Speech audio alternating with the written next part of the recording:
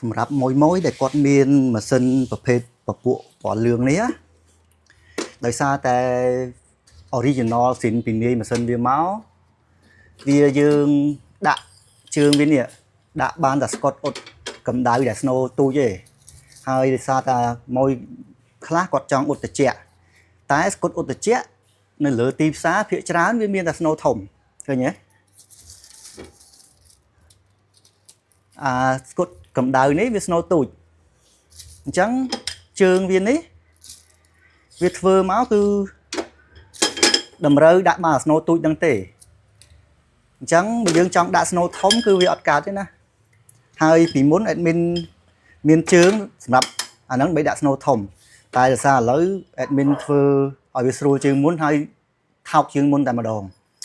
អត់ប្រើញ៉ៃទេគឺយើងប្រើជើងវាដដែលនេះគាត់ថាយើងប្រើ adapter ភ្ជាប់នេះ adapter ភ្ជាប់ជាមួយជើងស៊ីនវាហ្នឹងអញ្ចឹងយើងអត់មានដូរជើងចេញវិញអត់មានដូរជើងអីទេគឺយើងប្រើជើងរបស់វាស៊ីនពីនាយមកដដែលគ្រាន់តែយើងមានអានេះវិញមាន adapter របស់វាភ្ជាប់មកអញ្ចឹងយើងអាចប្រើ snow ធំបានហើយអានេះគឺវា fit ជាមួយគ្នាតែម្ដងយើងគ្រាន់តែយកមកប្រើមកដាក់ឲ្យវាត្រូវញ៉ាំវាទៅបានហើយគឺវាដាក់ចំមក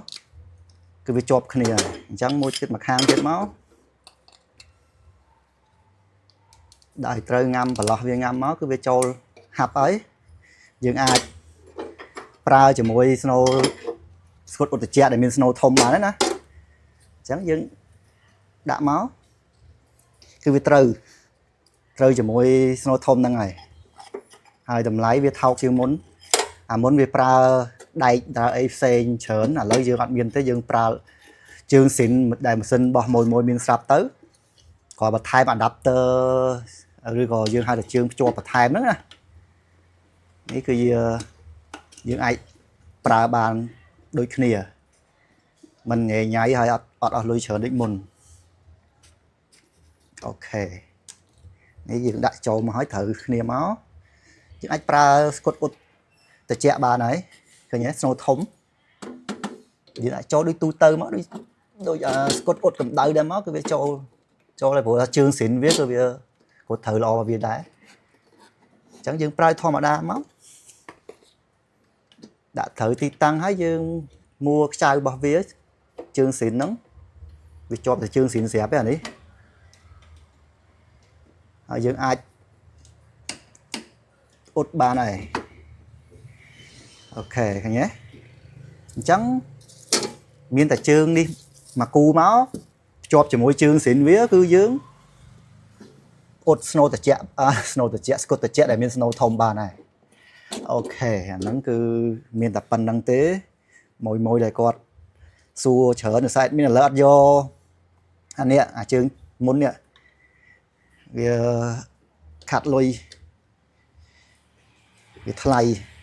យើងប្រើ material នេះ material នោះទៅវាចំណាយខ្ពស់លក់ក៏វាថ្លៃដែរអញ្ចឹងឥឡូវយើងអត់បាច់ចំណាយអីច្រើនទៀតទេយើងប្រើតែជើងហ្នឹងទៅបានហើយ